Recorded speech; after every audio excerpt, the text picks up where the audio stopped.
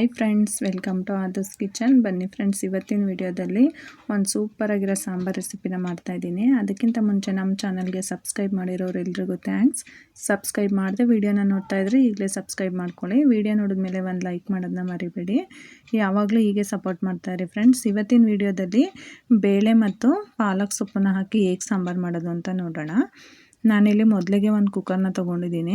ಕುಕ್ಕರಿಗೆ ಒಂದು ಬೌಲಷ್ಟು ಅಂದರೆ ಒಂದು 100 ಗ್ರಾಮಷ್ಟು ಬೇಳೆನ ಸೇರಿಸ್ತಾ ಇದ್ದೀನಿ. ಇದಕ್ಕೆ ಸ್ವಲ್ಪ ಬೇಳೆ ಜಾಸ್ತಿ ಹಾಕ್ಕೊಂಡ್ರೆ ಸಾಂಬಾರು ತುಂಬಾ ರುಚಿಯಾಗಿರುತ್ತೆ. ಮತ್ತು ನಾನಿಲ್ಲಿ 2 ಟೊಮೊಟೊ, 1 ಮೀಡಿಯಮ್ ಸೈಜ್ ಈರುಳ್ಳಿ, 1 ಗೆಡ್ಡೆಯಷ್ಟು ಬೆಳ್ಳುಳ್ಳಿ, ಮತ್ತು ನಾನಿಲ್ಲಿ ಒಂದು 4 ಹಸಿಮೆಣ್ಸಿನ್ಕಾಯಿನ ತೊಗೊಂಡಿದ್ದೀನಿ. ನಿಮಗೆ ಖಾರಕ್ಕೆ ಎಷ್ಟು ಬೇಕೋ ಅಷ್ಟು ನೋಡಿ ಹಸಿಮೆಣ್ಸಿನ್ಕಾಯಿನ ಹಾಕ್ಕೊಳ್ಳಿ. ನಾನಿಲ್ಲಿ ಒಂದು 4ರಿಂದ 5 ಹಸಿಮೆಣ್ಸಿನ್ಕಾಯಿನ ಸೇರಿಸಿದ್ದೀನಿ.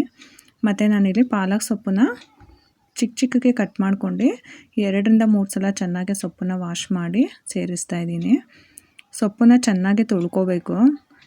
ನಾವು ಸೊಪ್ಪನ್ನು ಲಾಸ್ಟಿಗೆ ಮಸಿಯೋದ್ರಿಂದ ನೀವು ತುಂಬ ಏನು ಚಿಕ್ಕಗೆ ಕಟ್ ಮಾಡ್ಕೋಬೇಕು ಅಂತ ಏನಿಲ್ಲ, ಸ್ವಲ್ಪ ದಪ್ಪಕ್ಕೆ ಕಟ್ ಮಾಡಿ ಹಾಕ್ಕೊಂಡ್ರೂ ಆಗುತ್ತೆ. ನಾನಿಲ್ಲಿ 1 ಕಟ್ಟಷ್ಟು ಸೊಪ್ಪನ್ನು ಸೇರಿಸ್ತಾ ಇದ್ದೀನಿ. 100 ಗ್ರಾಮಷ್ಟು ಬೇಳೆನ ಹಾಕ್ಕೊಂಡಿದ್ದೀನಿ. ಮತ್ತು ಇದಕ್ಕೆ ಅವರೆ ಬೇಳೆ ಹಾಕ್ಕೊಂಡ್ರೂ ಕೂಡ ತುಂಬಾ ಚೆನ್ನಾಗಿರುತ್ತೆ ಸಾಂಬಾರಿಗೆ. ನಾನಿಲ್ಲಿ ಬರೀ ತೊಗರಿಬೇಳೆ ಅಷ್ಟೇ ಹಾಕ್ಕೊಂಡಿದ್ದೀನಿ.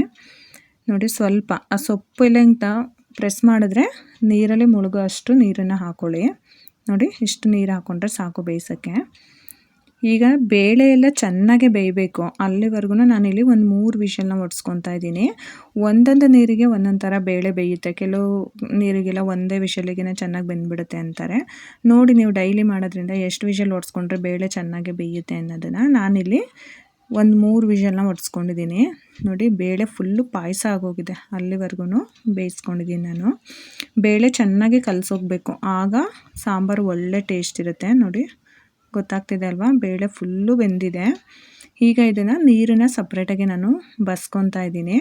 ನಾನಿಲ್ಲಿ ಮಿಕ್ಸಿನಲ್ಲಿ ರುಬ್ಕೊಳ್ಳಲ್ಲ ಸೊಪ್ಪನ್ನ, ನಾನು ಹಾಗೆ ಮಸ್ಕೊತೀನಿ. ಹಾಗಾಗಿ ನೀರನ್ನು ಸಪ್ರೇಟಾಗಿ ಒಂದು ಪಾತ್ರೆಗೆ ಬಸ್ಕೊತಾ ಇದ್ದೀನಿ.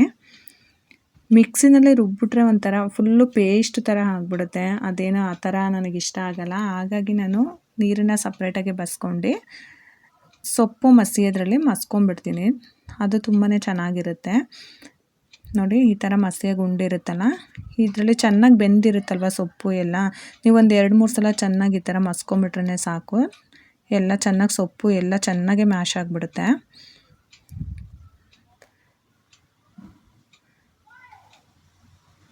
ಸ್ವಲ್ಪ ಬೇಳೆ ಕ್ವಾಂಟಿಟಿ ಜಾಸ್ತಿ ಇದ್ದಾಗ ಸಾಂಬಾರು ರುಚಿ ತುಂಬಾ ಚೆನ್ನಾಗಿರುತ್ತೆ. ಹಾಗಾಗಿ ನಾನು ಸ್ವಲ್ಪ ಬೇಳೆನ ಜಾಸ್ತಿ ಹಾಕ್ಕೊಂಡಿದ್ದೀನಿ. ನಿಮಗೆ ಬೇಡ ಅಂದರೆ ಸೊಪ್ಪನ್ನೇ ಜಾಸ್ತಿ ಹಾಕ್ಕೊಂಡು ಬೇಳೆನೂ ಕೂಡ ಕಮ್ಮಿ ಹಾಕೋಬೋದು. ನೋಡಿ, ಈ ಥರ ಮಸ್ಕೊಂಡ್ರೇ ಫುಲ್ಲು ಮ್ಯಾಶ್ ಆಗಿಬಿಡುತ್ತೆ ಬೇಳೆ, ಟೊಮೊಟೊ, ಸೊಪ್ಪು ಎಲ್ಲ. ನಿಮಗೆ ಈ ಥರ ಮಸಿಯೋದು ಇಷ್ಟ ಇಲ್ಲ ಅಂದರೆ ನೀವು ಮಿಕ್ಸಿಗೆ ಹಾಕ್ಕೊಂಡು ಒಂದು ರೌಂಡು ರುಬ್ಕೊಂಡ್ರೂ ನಡೆಯುತ್ತೆ. ಕೆಲವರೆಲ್ಲ ಈ ಸಾಂಬಾರನ್ನ ಪಪ್ಪು, ಬೇಳೆ ಸೊಪ್ಪಿನ ಪಪ್ಪು ಅಂತ ಕರೀತಾರೆ. ನಮ್ಮ ಕಡೆ ಎಲ್ಲ ಮೊಸಪ್ಪು ಅಂತ ಕರಿತೀವಿ. ನೋಡಿ, ಚೆನ್ನಾಗಿ ಮ್ಯಾಶ್ ಆಗಿದೆ ಅಲ್ವಾ, ನಿಮಗೆ ಗೊತ್ತಾಗ್ತಿದೆ ನೋಡಿ ಎಷ್ಟು ಚೆನ್ನಾಗಿ ಮ್ಯಾಶ್ ಆಗಿದೆ.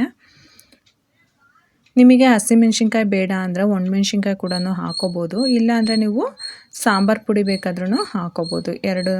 ಎರಡರಲ್ಲಿ ನಿಮಗೆ ಯಾವ್ದು ಇಷ್ಟ ಅದನ್ನು ಹಾಕೋಬೋದು. ಹಸಿಮೆಣ್ಸಿನ್ಕಾಯಿನೇ ಹಾಕೋಬೇಕು ಅಂತ ಏನಿಲ್ಲ.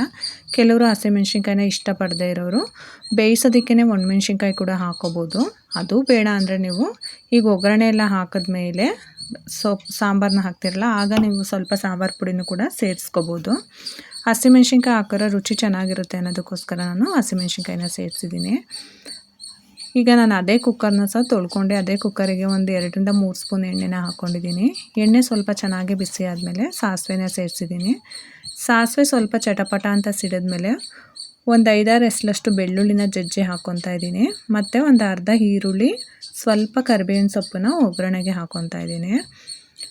ನೋಡಿ, ಒಗ್ಗರಣೆಗೆ ಹಾಕ್ಕೊಂಡ್ಮೇಲೆ ಚೆನ್ನಾಗಿ ಈ ಥರ ಮಿಕ್ಸ್ ಮಾಡ್ಕೊಳ್ಳಿ. ಈರುಳ್ಳಿ ಬೆಳ್ಳುಳ್ಳಿ ಎಲ್ಲ ಚೆನ್ನಾಗಿ ಎಣ್ಣೆಯಲ್ಲಿ ಫ್ರೈ ಆಗಬೇಕು.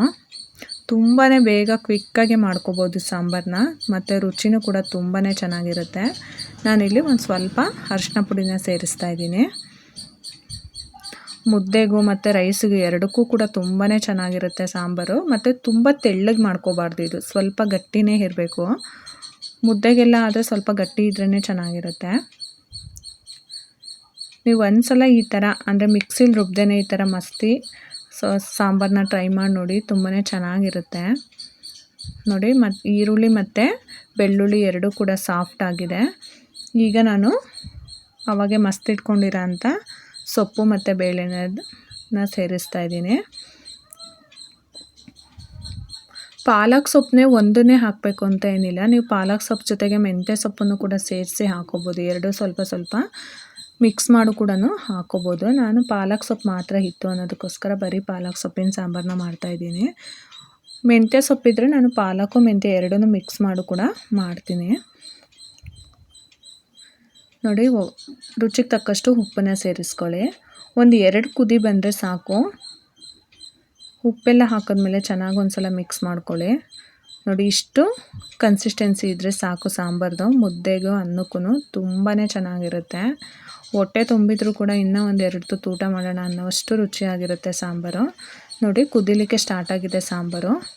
ಇಷ್ಟು ಕುದಿಯೋಕ್ಕೆ ಸ್ಟಾರ್ಟ್ ಆದಮೇಲೆ ಒಂದು 2 ನಿಮಿಷ ಕುದಿಸ್ಕೊಂಡು ನೀವು ಗ್ಯಾಸ್ನ ಆಫ್ ಮಾಡಿಕೊಂಡ್ರೆ ಸಾಕು. ಸಾಂಬಾರು ಚೆನ್ನಾಗಿ ಬೆಂದಿರುತ್ತೆ. ಯಾಕಂದರೆ ನಾವೆಲ್ಲ ಮುಂಚೆನೇ ಬೇಯಿಸ್ಕೊಂಡಿರ್ತೀವಿ, ಜಸ್ಟ್ ಒಗ್ಗರಣೆ ಹಾಕೊಳ್ಳೋದಲ್ವ, ಹಾಗಾಗಿ ಒಂದು ಕುದಿ ಬಂದರೆ ಸಾಕು. ನೋಡಿ, ಎಷ್ಟು ಅದ್ಭುತವಾದ ಸಾಂಬಾರನ್ನ ತುಂಬ ಕ್ವಿಕ್ಕಾಗೆ ಮಾಡ್ಕೋಬೋದು. ನೀವು ಒಂದು ಸಲ ಮಿಸ್ ಮಾಡದೆ ಈ ವಿಧಾನದಲ್ಲಿ ಮೊಸಪ್ಪು ಸಾಂಬಾರನ್ನ ಮಾಡಿ, ತುಂಬಾ ರುಚಿಯಾಗಿರುತ್ತೆ. ನೀವು ಒಂದು ಸಲ ಟ್ರೈ ಮಾಡಿ ಹೇಗಿತ್ತು ಅಂತ ಕಮೆಂಟ್ ಮಾಡಿ ತಿಳಿಸಿ. ವಿಡಿಯೋ ಇಷ್ಟ ಆಗಿದ್ದರೆ ನಿಮ್ಮ ಫ್ಯಾಮಿಲಿ ಫ್ರೆಂಡ್ಸಿಗೂ ಕೂಡ ಶೇರ್ ಮಾಡಿ. ಮತ್ತೆ ಒಂದು ಹೊಸ ರೆಸಿಪಿ ಜೊತೆ ಮುಂದಿನ ವಿಡಿಯೋದಲ್ಲಿ ಸಿಗ್ತೀನಿ. Thank you for watching. ಈ ವಿಡಿಯೋ ನಿಮಗೆ ಇಷ್ಟ ಆಗಿದ್ರೆ ಲೈಕ್ ಮಾಡಿ, ಶೇರ್ ಮಾಡಿ, ಸಬ್ಸ್ಕ್ರೈಬ್ ಮಾಡಿ, ಮತ್ತೆ ಬೆಲ್ ಹೊಡೆಯೋದನ್ನ ಮರಿಬೇಡಿ.